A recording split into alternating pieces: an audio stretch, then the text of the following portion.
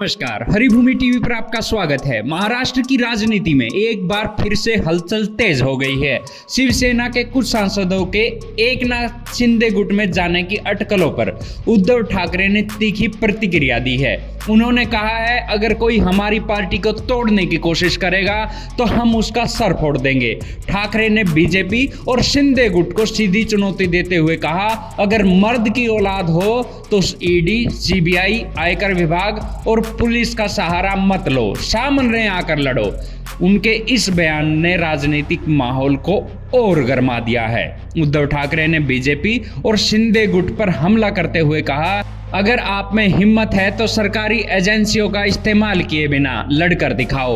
उद्धव ठाकरे ने चुनौती दी, अगर वे बीजेपी और एकनाथ शिंदे बिना किसी सरकारी मशीनरी का इस्तेमाल किए मेरे किसी भी शिव सैनिक को तोड़कर दिखा दे तो मैं राजनीति छोड़ दूंगा।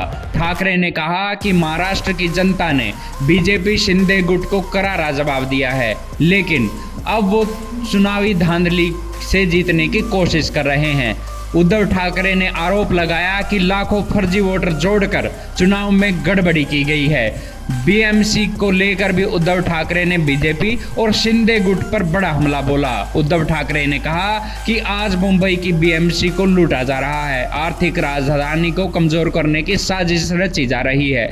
ठाकरे ने कहा कि बीजेपी कहती है कि बैंक में पैसा रखकर विकास नहीं होता, लेकिन क्या ठेकेदारों की जेब में पैसा डालकर विकास होता है? उद्धव ने साफ कहा कि वो किसी भी हाल में बीएमसी को नहीं छोड़ेंगे। उद्धव ठाकरे ने कहा कि केंद्र सरकार और शिंदे सरकार मिलकर मुंबई को कमजोर करना चाहती है। शिवसेना के नेता संजय राउत ने भी बीजेपी पर हमला बोला और प्रधानमंत्री नरेंद्र मोदी पर विवादित बयान दे दिया। संजय राउत ने कहा कि प्रधानमंत्री मोदी ने प्रयागराज कुंभ में पूरे कपड़े पहन कर स्नान किया, जो हिंदू संस्कृति के खिलाफ है। संजय राउत ने सवाल किया कि क्या पीएम बुलेट प्रूफ जैकेट पहनकर गंगा स्नान करने गए थे। संजय राउत ने यह भी आरोप लगाया कि महाराष्ट्र विधानसभा चुनाव में लाखों नए फर्जी वोटर जोड़कर बीजेपी ने जीत हासिल की।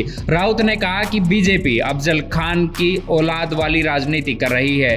हम इस मामले को सुप्रीम कोर्ट में लेके जाएंगे। डिप्टी सीएम एकनाथ शिंदे ने उद्धव ठाकरे और संजय राउत के आरोप पर पलटवार किया।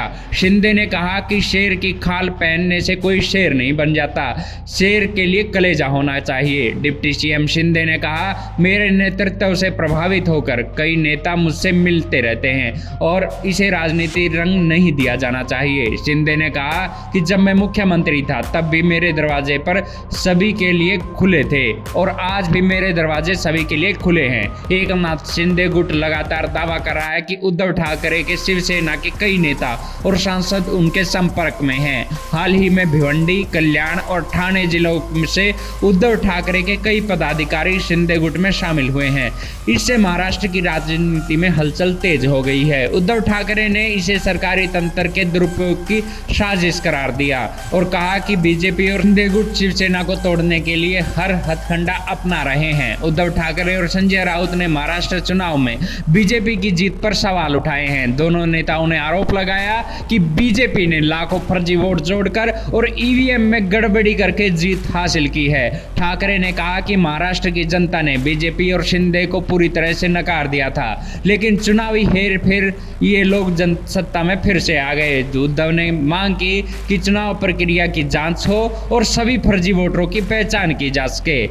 एकनाथ शिंदे ने कहा कि जनता ने हमें जनादेश दिया है और हम उनके भरोसे को कभी नहीं तोड़ेंगे। शिंदे ने कहा कि उद्धव ठाकरे और संजय राउत अब ईवीएम को दोष देने लगे हैं, जबकि सच्चाई ये है कि जनता ने उन्हें 440 वोट का झटका दिया है। शिंदे ने कहा कि विधानसभा चुनाव में लोगों ने ईवीएम को सॉलिड झटका दिया है और ये जनता का फैसला है। शिंदे ने कहा कि महाराष्ट्र में विकास कार्यों को तेजी से आगे बढ़ा रहे हैं और जनता को इससे फायदा होगा।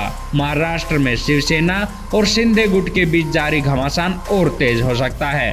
उद्धव ठाकरे और संजय राउत लगातार बीजेपी और शिंदे गुट पर हमलावर हैं, वहीं शिंदे भी पलटवार कर रहे हैं। बीएमसी चुनावों से पहले इस टकराव का असर दिख सकता है। अब देखना ये होगा कि उद्धव ठाकरे अपने शिव सैनिकों को टूटने से रोक पाते हैं या नहीं, और बीजेपी और शिंदे गुट उनकी पार्टी को और कितना कमजोर करने में सफल होते हैं। आपका इस पूरी खबर के बारे में क्या कहना है, हमें कमेंट बॉक्स में जरूर बताएं।